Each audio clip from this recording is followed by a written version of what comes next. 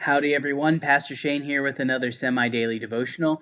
And today we're in Daniel 12, verses 1 through 13. The key verses being, again, 2 and 3. Many of those who sleep in the dust of the earth shall wake, some to everlasting life, and some to shame and everlasting contempt.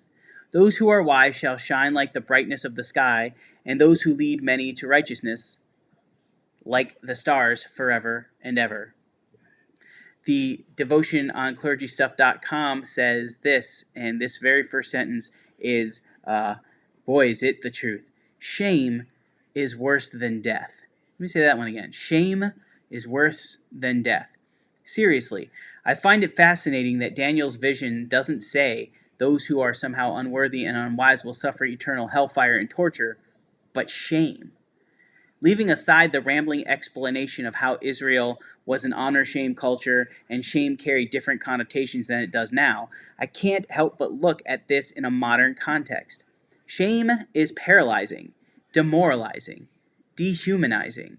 We live in a new kind of honor-shame culture in which we get constant messages that if we don't look a certain way, make a certain amount of money, make a certain kind of impact, succeed in a narrowly defined manner, we are failures, less than, purposeless and pointless. A life lived in shame is a diminished life. Can you imagine living eternally in that state? Now that would be hell. God loves us exactly how we are. Period. There is not a measuring stick. The meaning of life that so many find elusive and pursue down rabbit holes that leads to excess, misery, and often addiction is not difficult to understand at all. In fact, it's laid out succinctly in Micah 6:8.